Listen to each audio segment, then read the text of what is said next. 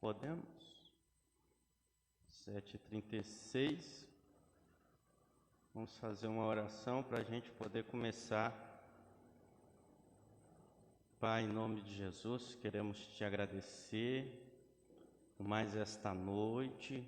Estamos aqui reunidos para aprendermos da Tua Palavra, louvar ao Senhor, agradecer. Ó Deus, que o Senhor venha nos dar saúde, venha nos dar força, venha nos restaurar, venha neutralizar toda a ação do inimigo, Senhor, toda a ação do adversário contra a nossa vida, contra a nossa casa, contra a nossa saúde, que a mão poderosa do Senhor esteja sobre as nossas vidas, para nos guardar e para nos livrar. Aqueles que estarão nos seus lares, acompanhando este estudo, ó Deus, venha aprender de coração aberto, aqueles que amam a Tua Palavra, no nome poderoso de Jesus.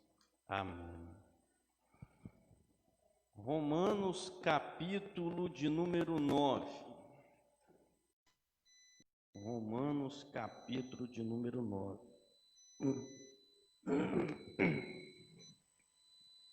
Situação e salvação de Israel.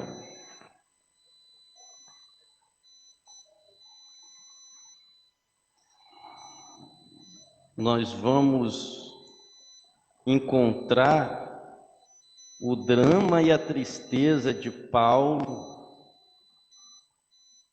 que está baseado em milênios de história, cujo povo de Israel errou o alvo. Antes da gente ler o 9, vamos dar continuação à reflexão que estávamos fazendo do final do versículo 8. Eu vou ler apenas os últimos versículos do capítulo 8 para a gente dar continuidade. 8:37 diz: mas em tudo isto somos mais do que vencedores, graças àquele que nos amou. Pois estou convencido de que nem a morte, nem a vida, nem os anjos, principados, nem o presente, nem o futuro, nem os poderes, nem a altura, nem a profundeza, nem qualquer outra criatura poderá nos separar do amor de Deus que está em Cristo Jesus, nosso Senhor. Amém? Então, assim nós encerramos o 8. E agora vamos dar início ao capítulo 9. Paulo continua dizendo assim: digo a verdade em Cristo, não minto, e disto me dá testemunho a minha consciência no Espírito Santo. Tenho grande tristeza e dor incessante em meu coração. Quisera eu mesmo ser anátema, separado de Cristo, em favor de meus irmãos, de meus parentes, segundo a carne. Paulo aqui, irmãos, ele está colocando a profunda tristeza que ele tem pela situação do povo de Israel. Paulo, conhecendo agora a verdade, percebendo o quanto ele estava enganado, percebendo o quanto Israel ficou perdido pela verdade, agora enxergando o caminho certo, Paulo tem uma profunda tristeza dos seus irmãos israelitas por não ter enxergado a verdade. Ele diz: eu queria ser anátema, ou seja, símbolo de maldição. Eu queria ser separado de Cristo. Eu queria que o que eu estivesse falando não fosse a verdade por amor àqueles dos meus irmãos. Porque Paulo está dizendo que, falando da profunda tragédia que Israel se encontra, agora que ele consegue enxergar isso, depois que ele descobriu a verdade. Ele continua assim: separado de Cristo em favor dos meus irmãos, de meus parentes segundo a carne, que são os israelitas, aos quais pertence a adoção filial, a glória, as alianças, a legislação, o culto e as promessas, aos quais pertencem os patriarcas, dos quais descende Cristo, segundo a carne, que é acima de tudo Deus bendito pelos séculos. Amém. Versículo 6, ele vai dizer que a palavra de Deus, na verdade, ela não falhou. Versículo 6. E não é que a palavra de Deus tenha falhado. Agora vocês já têm que ir com essa linha de raciocínio.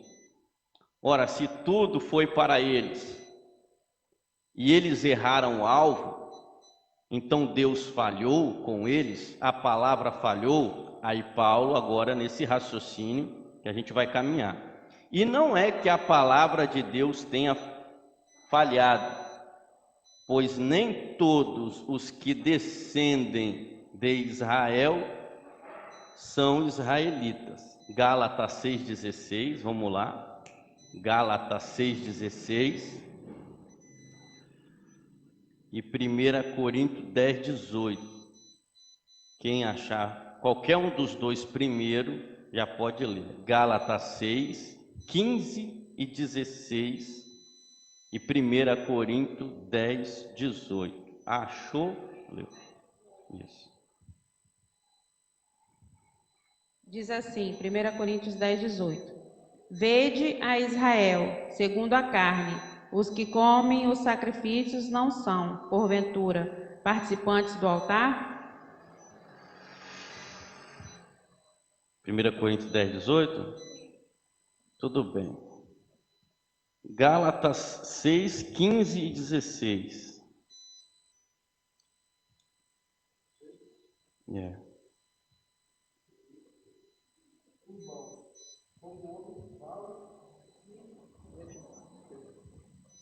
Irmãos, como homem falo, se o testamento de um homem for confirmado, ninguém o anula nem o acrescenta. Ora, as promessas foram feitas a Abraão e a sua posteridade. Não diz, as posteridades, como falando de muitas, mas de uma só. É a tua posteridade, que é Cristo. Ok.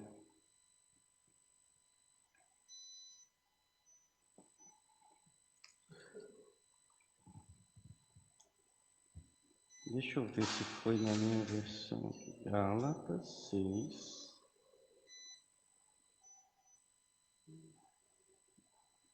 E 16. Deixa eu ler aqui. Ademais, nem a circuncisão é alguma coisa, nem a incircuncisão, mas a nova criatura. E a todos os que pautam sua conduta por esta norma, paz, misericórdia sobre eles e sobre o Israel de Deus. Quando Paulo diz que nem todos, deixa eu voltar aqui, pois nem todos os que descendem de Israel, Israel é Jacó, Abraão, Isaque e Jacó, agora se chamar Israel, né? Israel aqui, Jacó. Então, nem todos que descendem de Jacó ou Israel, isso, 9, 6, são Israel. Como nem todos os descendentes de Abraão são seus filhos, mas de Isaque sairá uma descendência que terá o seu nome.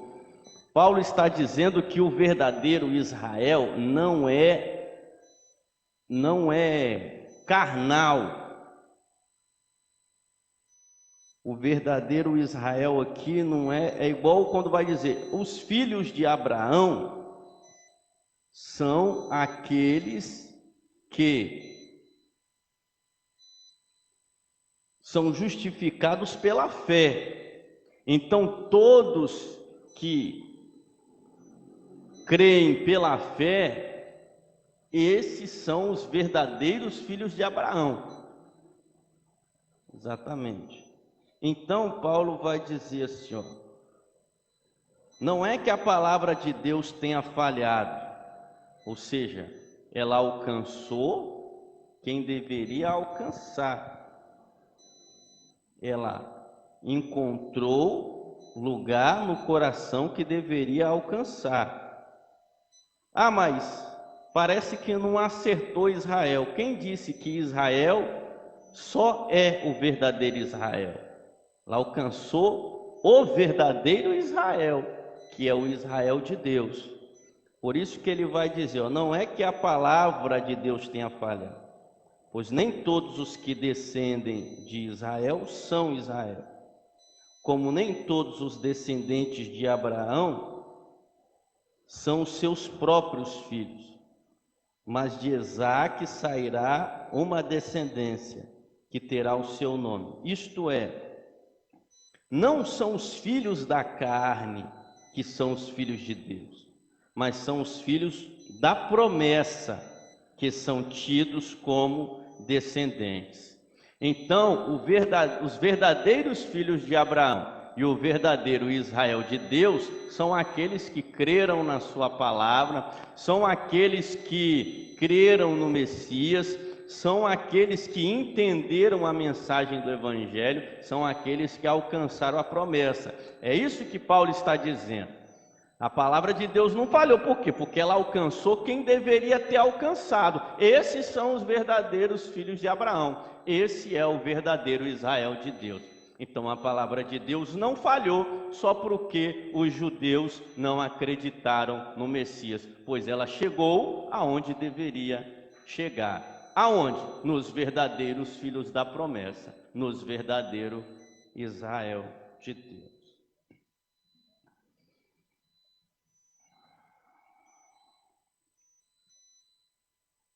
Pois, está dando microfonia aí? Não, né? Oi. Pois, os termos da promessa são estes: por esta época voltarei a Sara e terá um filho. E não é só, também Rebeca, que concebera de um só, de Isaque nosso pai, quando ainda não haviam nascido e nada tinham feito de bem ou de mal, a fim de que ficasse firme a liberdade da escolha de Deus, dependendo não das obras, mas daquele que chama. Foi-lhe dito: o maior servirá ao menor, conforme está escrito: amei a Jacó e aborreci a Esaú.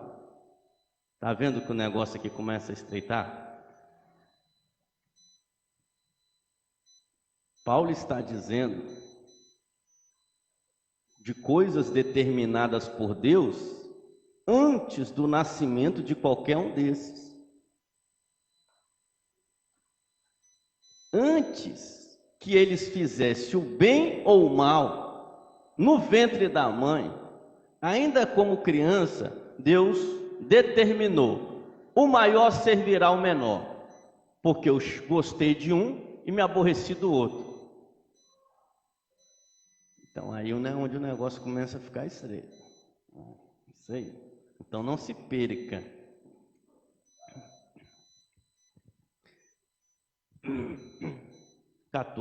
Que diremos então? Que há injustiça por parte de Deus? Está vendo o raciocínio? De modo algum, pois ele diz a Moisés: farei misericórdia a quem fizer misericórdia, terei piedade de quem tiver piedade. Não depende, portanto, daquele que quer, nem daquele que corre, mas de Deus, que faz misericórdia. Com efeito, a Escritura diz ao faraó: eu te suscitarei, precisamente para mostrar a ti o meu poder, e para que o meu nome seja celebrado em toda a terra. De modo que ele faz misericórdia a quem quer, e endurece a quem quer. Dir-me-ás então, por que ele ainda se queixa? Paulo está dizendo assim: então por que Deus está reclamando da minha conduta? Se parece que ele está interferindo na conduta das pessoas. Por isso que eu falo, então de que ele está reclamando? Se ele endurece a quem quer, aborrece a quem quer botar o povo para fora do Egito, mas faz o coração de Faraó retornar. Às vezes Faraó estava querendo liberar, ele vai e faz Faraó querer retroceder. Aí, então, não se perca. Diz-me então, por que ele se queixa? Quem com efeito pode resistir à sua vontade? Mas, exatamente, quem és tu, ó homem, para discutires com Deus? Parece até aula de sábado, né? Parece até aula de sábado. Acaso a obra dirá ao artífice: por que me fizeste assim? O oleiro não pode formar da sua massa, seja um utensílio para uso nobre e outro para uso vil? Ora, se Deus, querendo manifestar sua ira e tornar conhecido o seu poder, suportou muito longanimidade os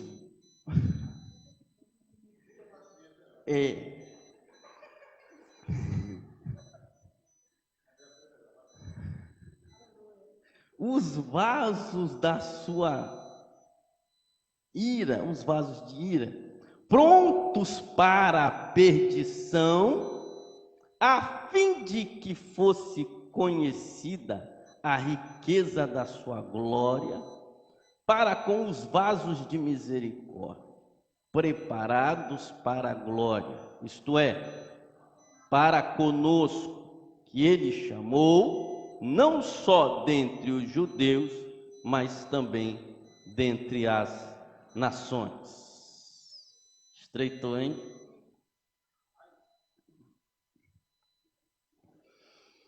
Seguimos a linha de raciocínio. Se Paulo estiver dizendo que Deus preparou uns para a salvação e outros para a perdição, como já ouvi muito teólogo ensinar, primeiro, Paulo está errado, e quem entendeu assim está tão errado quanto Paulo. Se Paulo não está errado, nós temos que tentar entender o que Paulo quis dizer. E por que eu disse que se Paulo falou isso, ele está errado? Porque, olha que é forte, tem uma coisa que não tem como mudar, e a gente conversou isso sábado. Tem coisas que não tem como mudar. Uma delas é as qualidades de Deus. Deus é bom e não tem como mudar isso. Deus é justo e não tem como mudar isso. Deus é perfeito e não tem como mudar isso. Então, Paulo mesmo disse: se eu vier e pregar outro evangelho que não seja esse de Jesus Cristo crucificado, seja ele e eu anátema, ou seja, maldito. Paulo está dizendo que enquanto eu estiver pregando corretamente a verdade, glória a Deus. Mas Paulo está dizendo que o dia que eu escrever uma linha contra o Evangelho de Jesus Cristo, eu mesmo seja reprovado. Pegou? Certo? Se você está seguindo a linha de raciocínio, isso é forte. O que é o alicerce? A igreja é alicerçada na doutrina dos apóstolos, e os apóstolos é alicerçado na doutrina dos 3 anos e meio que Jesus o ensinou. O dia que um apóstolo falar uma coisa contrária daquilo que Jesus falou, fique com Jesus, Mas o que ele falou está certo, a gente só vai tentar entender. Eu só estou explicando que se ele contradizeu uma doutrina pregada pelo próprio Cristo, quem patinou foi ele, Mas é claro que ele não fez isso. O ruim é que algumas pessoas interpretam desta forma. O próprio Paulo disse que eu não me ache reprovado, prossigo para o alvo.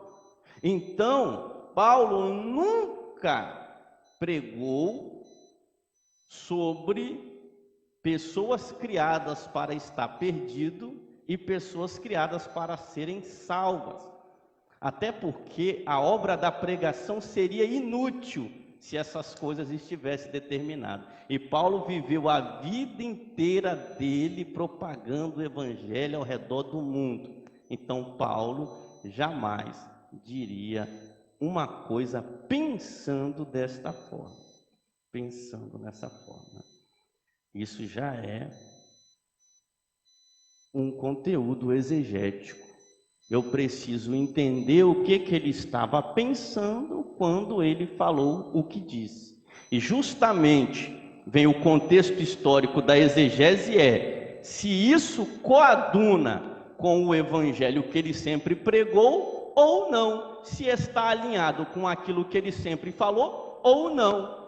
Resumindo, se Paulo dissesse que Deus escolheu um para a salvação e outros para a perdição, ele mesmo estaria mentindo para ele mesmo estaria se contradizendo com as coisas que ele sempre pregou, e isso então seria um outro evangelho, então seria maldito, mas o que não é o caso, a gente vai entender, assim eu espero, o que realmente Paulo quis dizer com isso.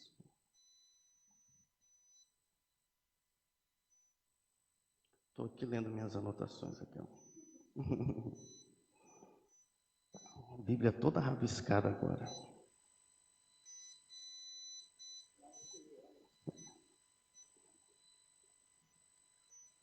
Lembramos que a gente já leu aqui um pensamento de Paulo, que aonde abundou o pecado, superabundou a graça.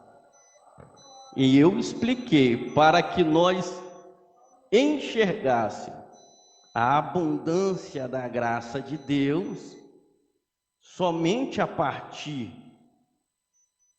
de ver o quão baixo o ser humano pode descer no pecado. Eu lembro que eu tinha até dado um exemplo da mãe e o filho preso.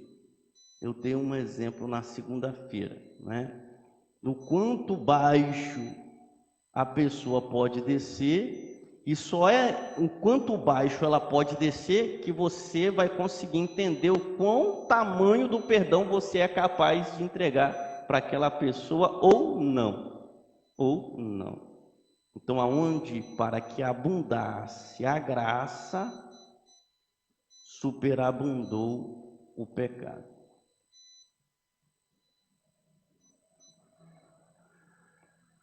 Ou seja, para se conhecer o poder máximo do seu amor, foi preciso ver o seu contrário. Isso é muito interessante, vamos nesse pensamento. Isso é muito interessante, por quê? Como que você conhece que uma pessoa é boa? fulano é bom, mas a partir de que princípio? Porque quando você diz que alguém é bom, é porque você tem na sua mente uma lista do que é bondade. É isso que Sócrates sempre fazia, quando ele fala, pelo menos eu sei que eu não sei e vocês nem isso sabem. Então eu sei mais do que vocês, né? Porque Sócrates chegava assim, ele chegava numa conversa e a pessoa falava assim, nossa, que lugar bonito, Sócrates, você sabe o que é o belo? Não, então, nem isso porque você está dizendo que o lugar é bonito, se você não tem as características daquilo que é belo, porque uma coisa pode ser feia para um e bonito para outro. Então, se você não conhece o que é belo, você não sabe o que é belo, está mentindo para você mesmo. E aí ele chegava para Sócrates, então você sabe o que é belo? Ele, eu não, pelo menos eu sei que não sei, e você nem isso sabe. Esse era o Sócrates.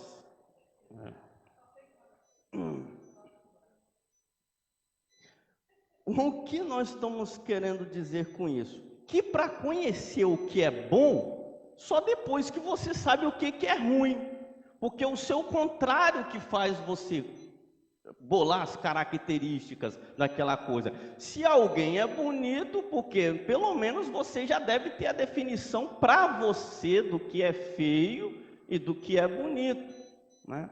Então tudo tem o seu contrário, para que superabunde a graça, e eu diga que a graça é magnífica e enorme, é porque eu já vi o seu contrário. Eu já vi o seu contrário, a capacidade de Deus de perdoar um terrível pecado, né? Então, pelo seu contrário, eu só sei que a graça é maravilhosa quando eu vejo Deus perdoando gente que eu não perdoaria nem amarrado.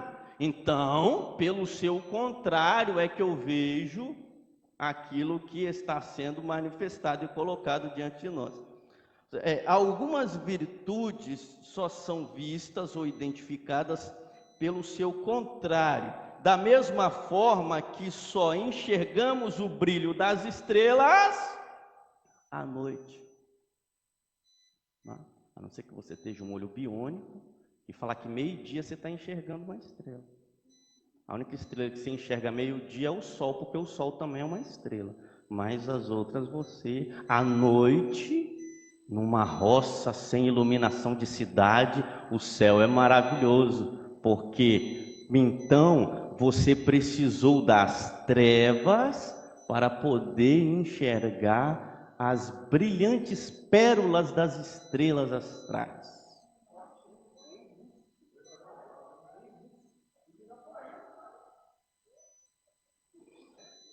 Agora que eu dei essa simples explicação, vamos ler para ver se não faz sentido. O que diremos então? Que há injustiça da parte de Deus? De modo algum. Se Paulo está dizendo que não há injustiça, quer dizer que se ele escolhesse para a salvação e para a perdição, isso é injusto. Paulo está dizendo, Paulo já está pegando os hereges, não é assim, de modo algum. Pois ele diz, farei misericórdia para fizer misericórdia. Sabe, outro exemplo, pelos exemplos a gente vai pegando. Existe uma profecia de um traidor, não tem isso no Salmos? Existe a profecia de que existiria um traidor, mas ai daquele pelo qual o Filho do Homem for traído. Já existia aquela profecia da traição, só que alguns vão pegar e vão dizer, baseados nesse texto, Judas então é um vaso da perdição que foi criado, até aí tudo bem, mas se falar que foi criado para ir para o inferno, Paulo ia dizer, não é bem assim. Por quê? Porque suponhamos que na missão de Judas foi colocado também este propósito de traição. Suponhamos que fora colocado sobre ele esse propósito de traição. Só que depois que ele cumpriu esse propósito, ele tomou decisões pessoais. Ele tomou decisões pessoais.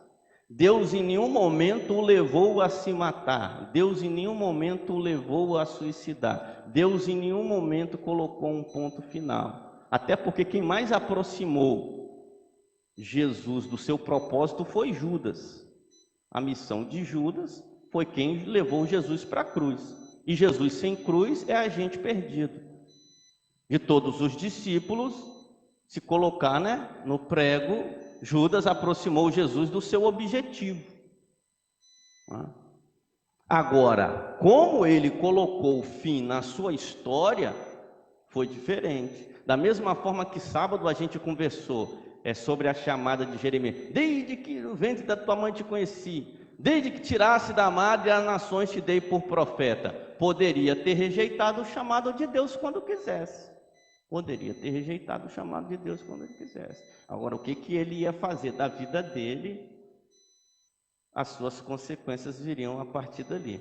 Então, deixa eu dar continuidade aqui. Com efeito, a Escritura diz a Faraó: eu te suscitei precisamente para mostrar em ti o meu poder e para que o meu nome seja celebrado em toda a terra. Faraó foi um instrumento que Deus usou para que o seu próprio nome ecoasse pela terra. Porque os hebreus, quando entraram em Canaã, todos, aonde eles chegavam, as pessoas tinham medo. Eles são o povo do Deus que envergonhou o homem mais poderoso da terra, que é Faraó, com pragas, que abriu o mar. Então, o que Deus fez? Se Faraó liberasse o povo, não ia ter glória. Se Faraó cagasse de medo e já liberasse o povo, não ia. Todos, mas Faraó é um cagão.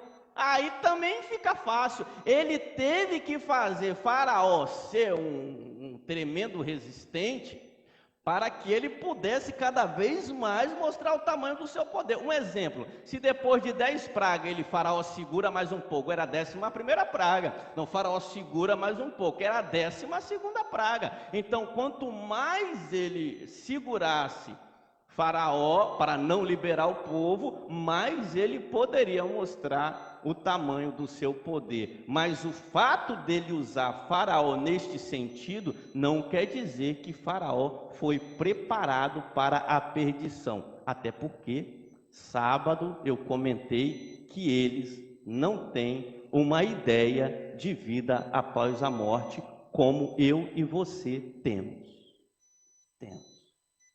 Então, primeiro, Paulo está falando de uma forma que não tem nada a ver com perdição, como eu e você entendemos como perdição, e nem salvação, como eu e você entendemos como salvação. Espera aí que vai ficar claro. Com efeito, eu suscitarei precisamente a Faraó para mostrar o meu nome celebrado em toda a terra, de modo que ele faz misericórdia a quem quer e endurece a quem quer. Dir-me-ás então, do que o Senhor se queixa? Que com efeito, quem poderá resistir à sua vontade?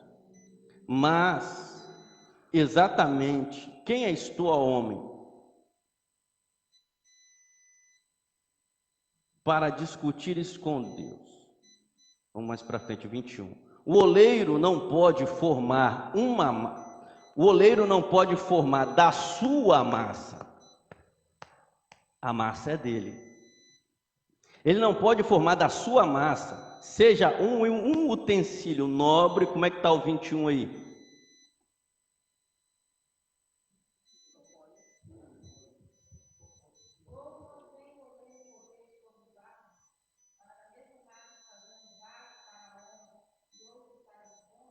Está vendo? Calma aí. Um vaso para honra e outro para desonra. Honra e desonra não tem nada a ver aqui, um no céu e o outro no inferno. Não é o que o Paulo está dizendo. E as pessoas pegam isso aqui para querer fazer uma coisa que, se Paulo tivesse falando, colocando um no céu, o outro no inferno, isso já seria um outro evangelho. Paulo já seria anátema. E não é isso que ele está falando. Não é isso que ele está falando, né? Ora, se Deus querendo... Agora o 22, continua nessa versão aí. Direi se Deus, querendo mostrar a sua ira e dar a conhecer o seu poder, suportou com muita paciência os vasos da ira, preparados para a perdição.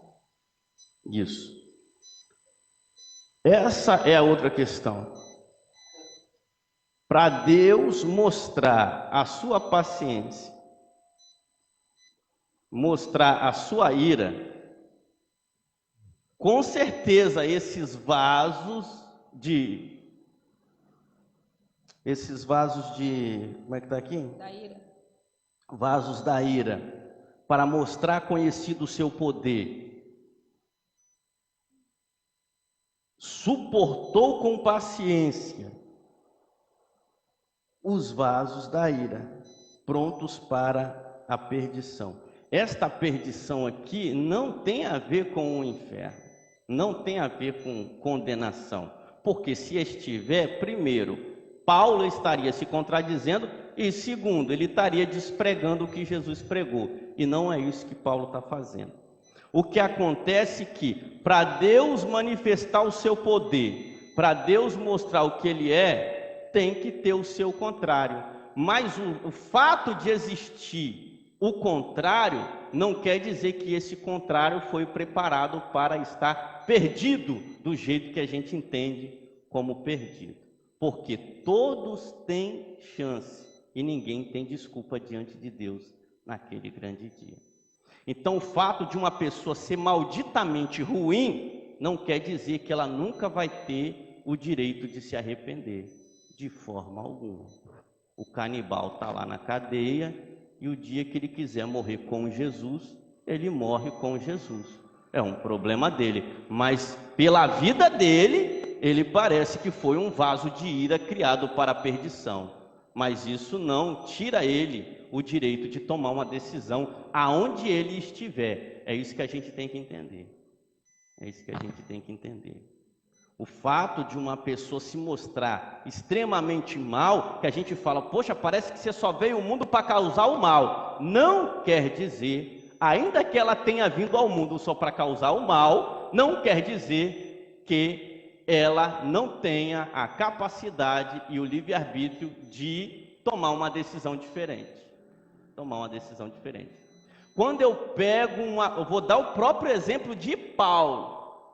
Quando eu pego um homem que começa a matar crente com zelo de Deus, matando em nome de Deus, achando que está agradando a Deus, Deus consegue pegar esse homem e converter a vida dele, e transformar a vida dele. Poderia ser um homem dito, parece, criado para causar o mal, mas isso não o impediu de Deus falar em Atos 9, você é para mim um vaso escolhido. Está vendo? Escolhido, não está dizendo nem para o bem, nem para o mal, que poderia ter sido escolhido para as duas coisas. Você, para mim, é um vaso escolhido. Não está dizendo nem para a honra, nem para a desonra. Só está dizendo que é escolhido. E eu lhe mostrarei o quanto você vai sofrer por causa do meu nome. Aleluia.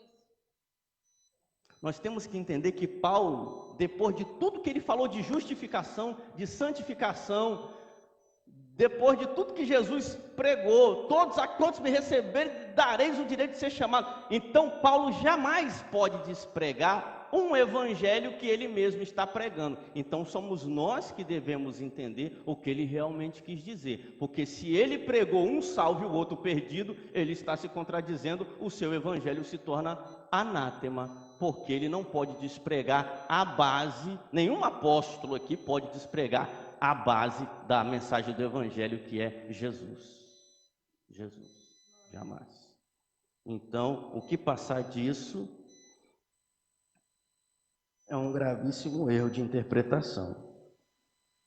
Ora, se Deus, querendo manifestar a sua ira e tornar conhecido o seu poder, suportou, se não fosse para suportar, ele não suportaria, suportou os vasos de ira, prontos para a perdição, a fim de que fosse conhecida. Vê que esses vasos, são justamente esses vasos. Olha só uma coisa interessante, deixa eu falar uma coisa interessante aqui. Tem pessoas que a gente até brinca assim e fala: fulano veio no mundo para provar minha fé.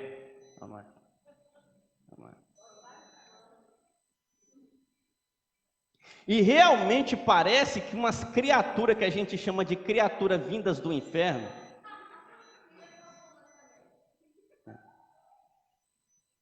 consegue tirar um lado nosso que a gente não conheceria de outro jeito. É por isso que Paulo está dizendo, para Deus mostrar o seu poder, para esse lado de Deus ser conhecido, tem que ter alguém no contrário. Tem que ter alguém no contrário. Nem o diabo foi criado para ir para o inferno. Jesus falou que ele peca desde o princípio. Não diz que Deus o criou perdido desde o princípio, porque não tem nenhum ser humano mais ruim do que o diabo. E nem ele foi criado para a perdição. Mas ele se perdeu e levou muitos com ele. Então, continuando, a fim de que fosse conhecida a riqueza da sua glória para com os vasos de misericórdia, preparados para a glória, isto é, para conosco, que ele chamou não só dentre os judeus, mas também dentre as nações. Continua lendo na versão, encerra isso numa outra versão, porque eu acho que vai ter do 22 em diante, 22, 23 em diante.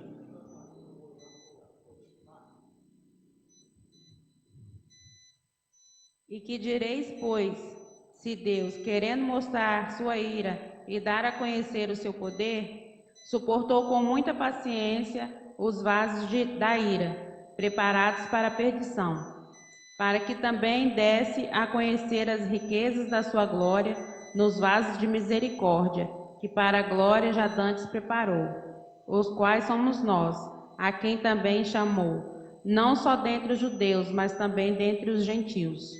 Amém. Somos nós, vasos de misericórdia, para a glória de Deus. Mas antes não valia nada. Antes não valia muita coisa.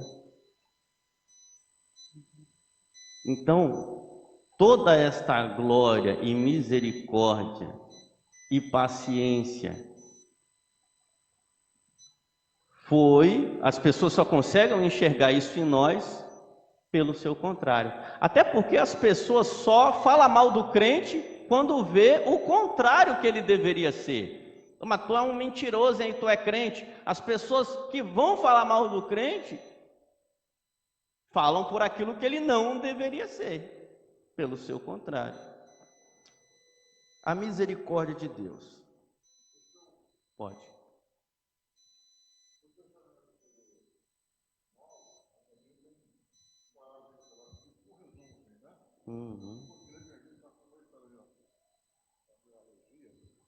Está assim, Romanos 9. Um presente que não merecemos. Está escrito assim: quando cremos em Jesus, passamos a fazer parte de uma descendência fabulosa que tem em Abraão seu primeiro registro.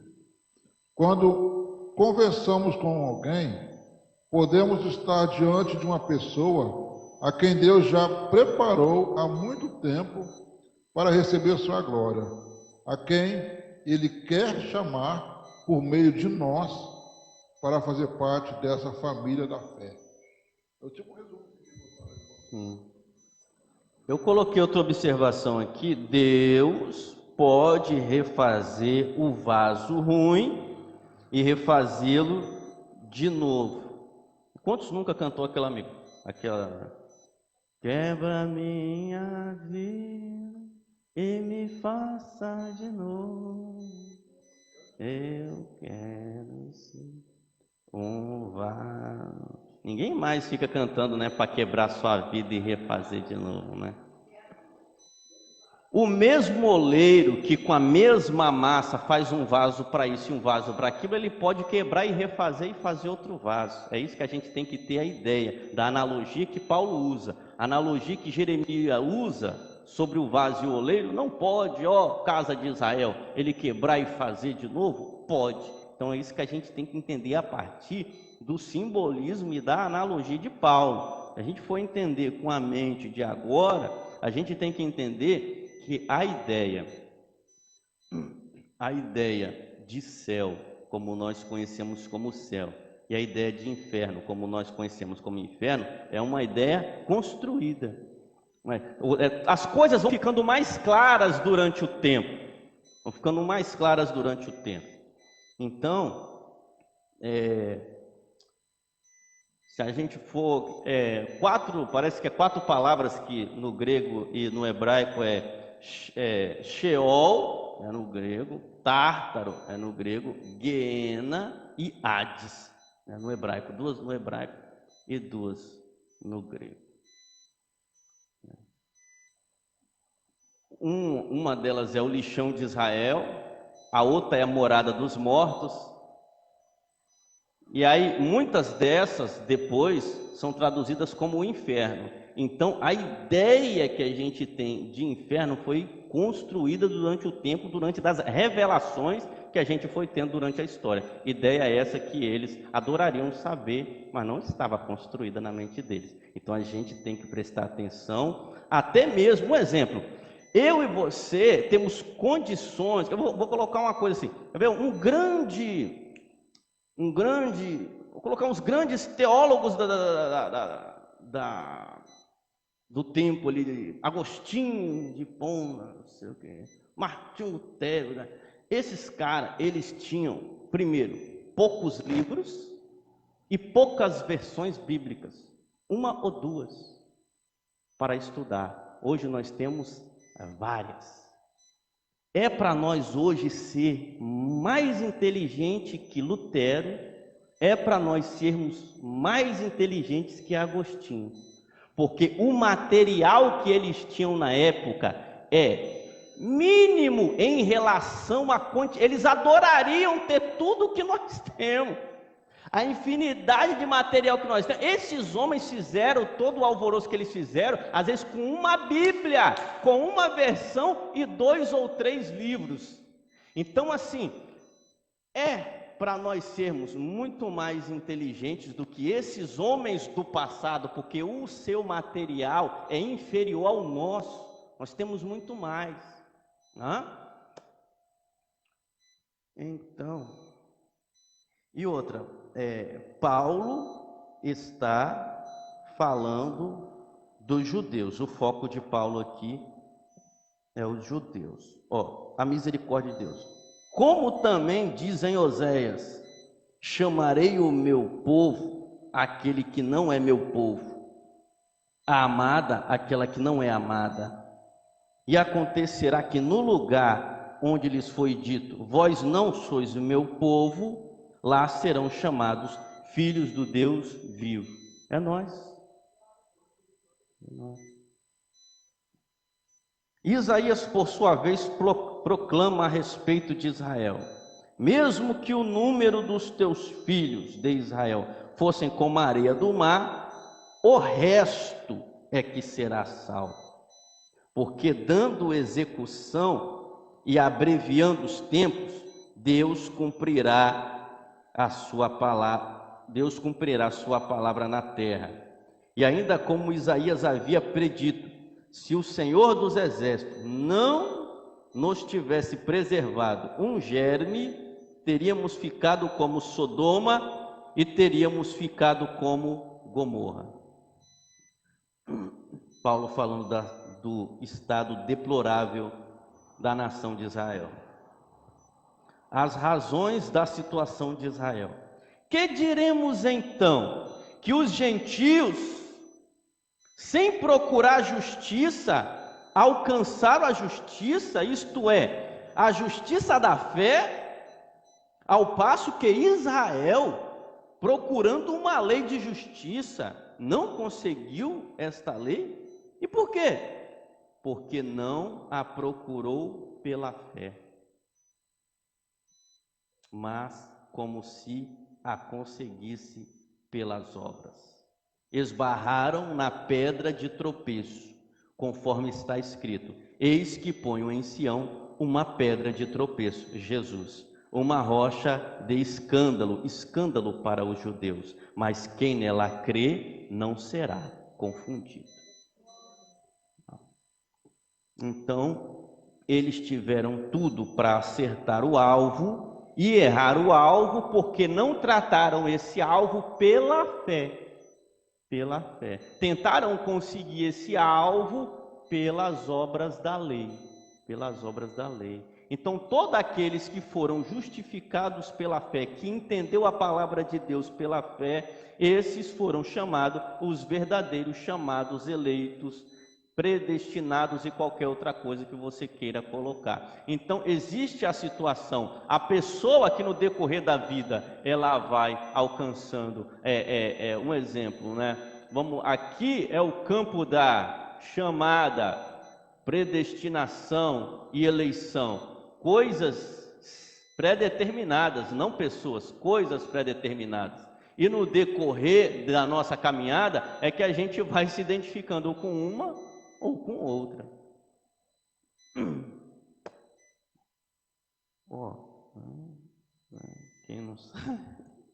Quem não sabe tem que contar. 8h30, não é isso? 8h30. Eu achei que ia demorar mais, mas a gente passou o 9 rápido. Não é? Dá para chegar no 10. Nada de cafezinho agora, nada. Dá para chegar no 10. Já. Então, alguém lê o final do 9, a partir do versículo 30. Do versículo.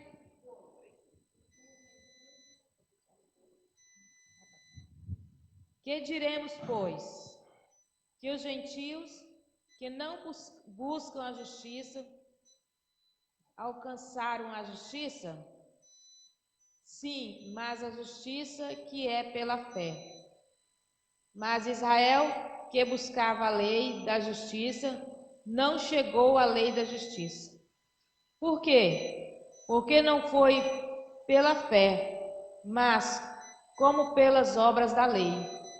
Tropeçaram na pedra de tropeço, como está escrito: eis que eu ponho em Sião uma pedra de tropeço e uma rocha de escândalo, e todo aquele que crê nela não será confundido.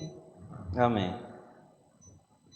Eu creio que a gente consegue fazer o 10. Com certeza, com certeza. Irmãos, o desejo do meu coração e a prece que eu faço a Deus em favor deles é que sejam salvos, porque lhes rendo testemunho de que tem zelo por Deus, mas não é zelo esclarecido. Repete esse 1 e o 2 em outra versão.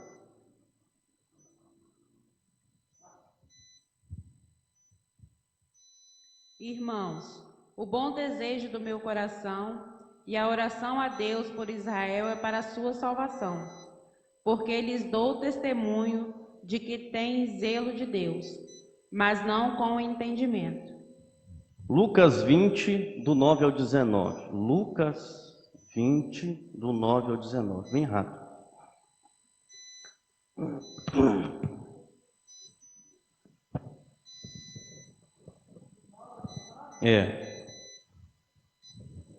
E começou a dizer ao povo esta parábola: certo homem plantou uma vinha e arrendou-a a uns lavradores e partiu para fora da terra por muito tempo.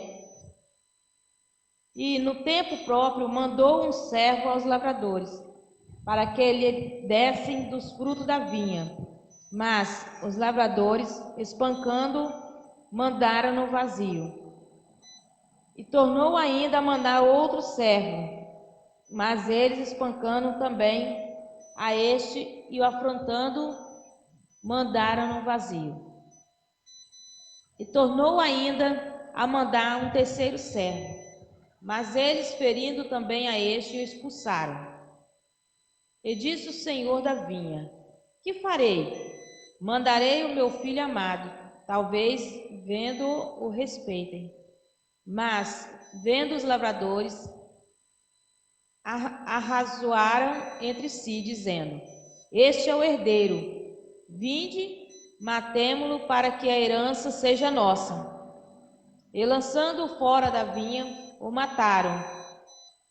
Que lhes fará, pois, o senhor da vinha? Irá e destruirá esses lavradores, e dará a outros a vinha. E ouvindo eles isso, disseram: não seja assim. Mas ele, olhando para eles, disse: que é isso, pois, que está escrito? A pedra que os edificadores reprovaram, esta foi feita a cabeça da esquina. Qualquer que cair sobre aquela pedra ficará em pedaços, e aquela sobre quem cair será feito em pó. Quer ouvir? Não, tá bom. Paulo está sendo até gentil quando ele diz: porque eles, rendo testemunho de que tem zelo por Deus, mas não zelo esclarecido. Esta parábola que Jesus falou mostra a intenção do coração dos judeus. A vinha é o reino de Deus, que Deus entregou na mão dos judeus. Só que aí você pega o reino de Deus, né? Lembra o filme O Livro de Eli? Quem? Você viu o quanto importante, né, eles tentam colocar que isso tem um poder de governo tremendo. Então, o que acontece? Deus entregou o reino, a palavra, né, os mandamentos, entregou o reino para eles governar e fazer com que o mundo visse a glória de Deus. Só que aí eles começaram a querer tomar o reino para si. Tomar o reino para si. A gente pode até colocar e entender assim, o líder de uma igreja, ele é o teu guia, o teu orientador, aquele que vai te dizer qual é o caminho. Quando as pessoas já não querem mais te mostrar o caminho e se tornar donos de pessoas, né? Quando as pessoas começam a brigar por pessoas, né? Isso é meu, isso é meu. Os judeus começaram a fazer isso. Não, agora a vinha é minha. A Bíblia diz que nós somos o quê? Dispenseiros, né? Cooperadores, orientadores. Mas muitos começam a querer ser donos da obra. E o dono da obra é o Senhor. Nós passamos a mensagem. Eles quiseram tomar o poder do reino. E aí o que Deus fez? A parábola vai falando: enviou um profeta, matava o profeta. Enviava um profeta, matava o profeta. Jesus falou: Jerusalém, cidade que mata aqueles que lhes são enviados. Vai enviando um para alertar: ó, o reino não é de vocês não, quem reina sou eu, hein? Ele vai e mata. Não, quem tomou agora o reino é nós. E aí o que acontece? Deus falou: vou mandar o filho, porque aí não vão fazer com os servos o que fizeram com o filho. E aí o que pega? Mata o filho. Estava no coração dos judeus. Muitos sabiam quem Jesus era, mas presta atenção: se todos eles se convertem, acabou a hipocrisia, acabou a mentira, acabou a corrupção. Se eles aceitam Jesus como Messias,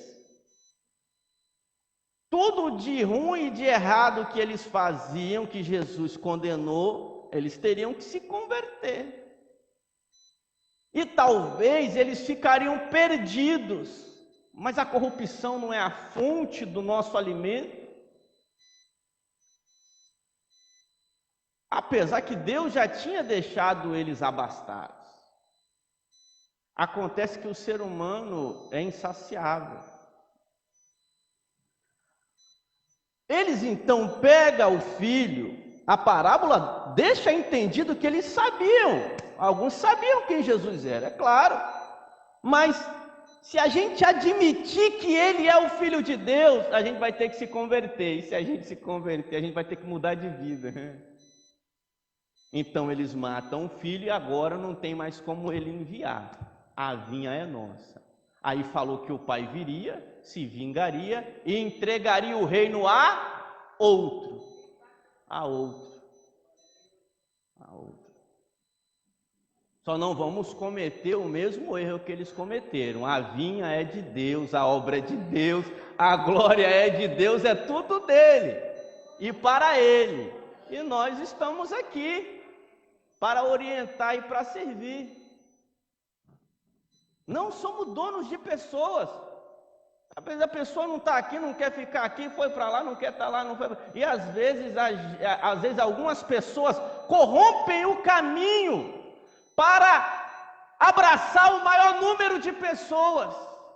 Não vamos corromper o caminho para abraçar o maior número de pessoas. Abracemos 2 ou 3, mas a vinha é dele. A vinha é dele.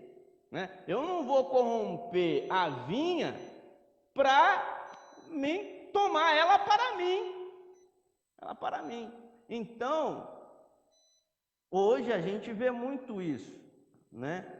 Às vezes a gente vê pessoas fazendo um trabalho que glorifica o nome de Deus e outros que parecem que foram criados como vasos para a vergonha, né?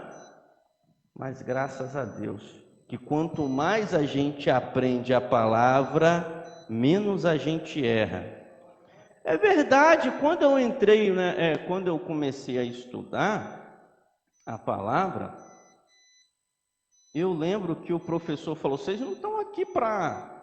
Agora vocês não vão errar. Vocês estão aqui porque vocês vão errar menos. Vocês vão errar menos. Então, quanto mais próximo da revelação, quanto mais próximo da boa, perfeita e agradável vontade de Deus a gente estiver, a gente vai errar menos. A gente vai errar menos, graças a Deus. Tá, leu Lucas. Desconhecendo, aí Paulo diz que eles têm zelo por Deus, mas não um zelo esclarecido. Desconhecendo a justiça de Deus, procurando estabelecer a sua própria, não se sujeitaram à justiça de Deus, porque a finalidade da lei é Cristo, para a justificação de todo aquele que nele crê.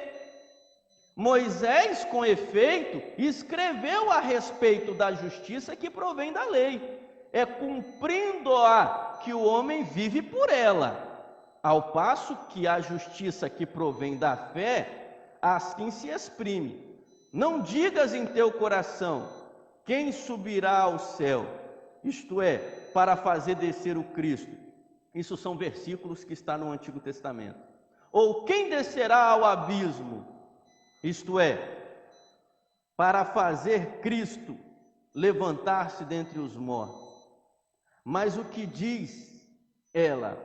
Eu só quero deixar uma coisa interessante, que olha só, interessante. Essas palavras aqui são palavras do Antigo Testamento. Lembra mais ou menos em Isaías 53? Quem deu crédito à nossa pregação e a quem se manifestou o braço do Senhor? E ele foi subindo como renovo, e a gente coloca Jesus nessa trajetória. Até o abismo aqui, tem aqui, abismo do oceano, em Deuteronômio, isso é um versículo de Deuteronômio 30, 13, do Sheol, segundo a aplicação que Paulo faz desta passagem, ele faz desta forma aqui. Ele põe Cristo nesta passagem. Já o Targum, que é aqueles escritos que a gente já passou por ele no início da apostila lá, que vai falar os Massoreta, os Targum, não sei o quê, evoca Moisés descendo do Sinai e Jonas subindo do abismo. Então, para eles lá, essa passagem aqui tem até uma interpretação diferente, mas Paulo coloca Cristo nesta interpretação, ou seja, quem subirá ao céu, isto para fazer o Cristo descer, ou quem descerá ao abismo, isto é, para fazer o Cristo levantar-se dentre os mortos. Mas o que diz ela? Ao teu alcance está a palavra, a tua boca e o teu coração, a saber, a palavra da fé que nós pregamos. Ou seja, Deus sempre falou que a lei estaria em seus corações. Então ele sempre levava para o lado material. E Deus sempre usando a palavra do Senhor, não tem que estar em parede, não tem que estar no coração de vocês. Esta palavra tem que estar no coração de vocês, é Deus tentando ensinar que eles têm que ter fé, que eles deveriam ter interpretado a lei pela fé, usando a fé, ou seja, porque se confessardes com a sua boca que Jesus é o Senhor e credes em teu coração que Deus o ressuscitou dentre os mortos, será salvo, pois quem crê de coração obtém a justiça, e quem confessa com a boca a salvação. Com efeito, a Escritura diz: quem nele crê não será confundido, de sorte que não há distinção entre judeu e grego, pois ele é Senhor de todos, rico para com todos os que o invocam, porque todo aquele que invocar o nome do Senhor será salvo. Mas como poderia invocar aquele em quem não creram?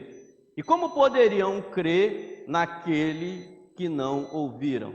E como poderiam ouvir se não há pregador? E como pode pregar se não forem enviados? Conforme está escrito: quão maravilhosos os pés dos que anunciam o evangelho, ou boas notícias.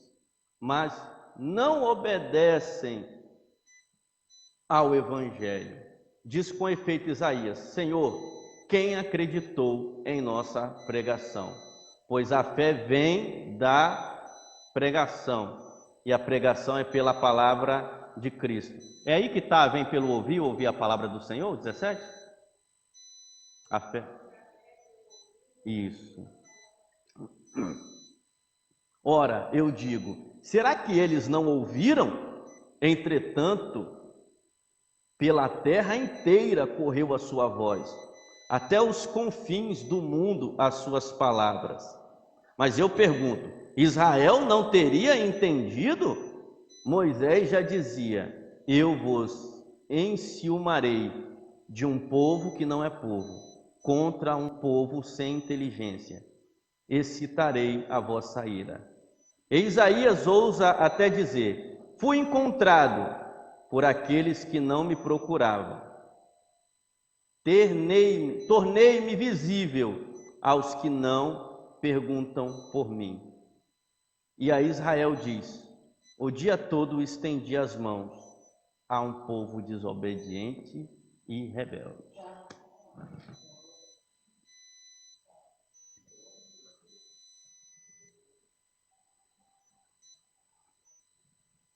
Então, com o coração, a gente crê para a justiça, e com a boca a gente confessa para a salvação. As pessoas que recebem a Jesus, elas têm que confessar. Elas não têm que ter vergonha, não. Quem tem que ter vergonha é o diabo. As pessoas pulam carnaval, se vestem de mulher, tem vergonha. Tem que confessar para a salvação e crer no seu coração para a justiça. Tem que ter essa sequência que Paulo coloca aqui, que Paulo introduz. Alguma pergunta? Conseguimos falar 2, né? Eu vou deixar 9 e 10. Eu vou deixar o 11 em diante para depois, né? Vou deixar o 11 em diante para depois. Falamos o 9 e o 10. Alguém quer fazer alguma observação, alguma reflexão?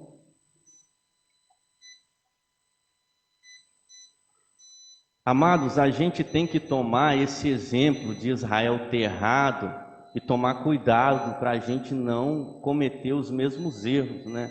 A gente sempre, quando você está na escola, alguém vai apresentar um trabalho, a gente sempre quer que um cobaia, né, apresenta primeiro para a gente ter uma ideia, para a gente poder apresentar de novo. A gente não é cobaia, a gente já teve um cobaia, entendeu? A gente tem que olhar para trás e ver tudo que Israel teve e como que eles jogaram fora, pela ganância, pela soberba, até mesmo cometendo. Eu digo que esta parábola de Lucas, eles cometeram, se não um erro semelhante ao do diabo, né? Que queria ser semelhante ao Altíssimo. Eles queriam tomar o reino de Deus para eles. Eles queriam ser os donos do reino. E não dispenseiros, e não guias. Eles queriam ser os donos, para fazer do reino o que eles quisessem. E a gente não pode fazer do reino o que a gente quer. O reino é do Senhor. É do Senhor. Tem as suas regras, tem as suas leis pela fé. Temos a vida dos apóstolos. Temos evangelhos, a palavra de Jesus Cristo. Então a gente não pode sair daqui, não pode inventar uma outra interpretação que fira as palavras de Jesus, a doutrina dos apóstolos, a comunhão dos irmãos, o partir do pão, a vida piedosa, o amor ao próximo. Vê que os mandamentos vai diminuindo. Jesus fala: se amar a Deus sobre todas as coisas e o próximo a ti mesmo, cumpriu toda a lei e os profetas. Paulo vem na ousadia e ainda diz: não, se você amar o próximo, você já cumpriu a lei e os profetas. Mas e o amor a Deus está onde? Não tem como você dizer que ama a Deus se você não amar o teu próximo. Porque se você diz que ama a Deus que você não vê e não ama o teu irmão que você está vendo, você é um mentiroso. É por isso que, se você conseguir amar o teu irmão, o teu próximo, automaticamente você já amou a Deus. Automaticamente você já amou a Deus, porque você está amando uma obra de Deus, assim como você. E exercendo o amor de Deus, você e Deus está coladinho, está no mesmo propósito, está alinhado. Então, é um perigo muito grande se você encontrar um ímpio que ama mais o próximo e um crente que não ama o teu próximo. É capaz daquele ímpio não errar o caminho, porque ele está colado com a essência do Evangelho, fora do Evangelho. A essência do Evangelho é o amor. É o amor. Então, que nós possamos ficar com essa palavra. Amém? Vou fazer uma oração para a gente poder estar encerrando. Pai, queremos te agradecer por esse período, pedir que o teu Espírito Santo venha falar melhor ao coração deles. Pedir, meu Pai, que todos os meus erros, todas as minhas falhas, meu Pai, sejam corrigidas pelo teu Espírito Santo. Pedir que o Senhor, que é o autor da palavra, ó Deus, venha falar no coração de cada um que ouviu com propriedade, venha trazer à luz o Evangelho, a revelação, a tua verdade, fazer com que nós venhamos estar alinhados o nosso pensamento com a verdade do Evangelho, para que nós não venhamos cometer o erro dos israelitas, para que a gente não venha cometer o erro dos nossos pais, dos nossos antepassados, que nós possamos estar firme na promessa, firme na tua palavra, firme na tua revelação, que o nosso entendimento esteja alinhado com a tua sabedoria, com a tua verdade, que o Senhor continua nos corrigindo, porque o Senhor só corrige filho, o Senhor não corrige quem não é filho. O Senhor continue nos orientando, porque o Senhor orienta aquele que ama e corrige aquele que ama. Nós te agradecemos em nome de Jesus. Amém. Encerra.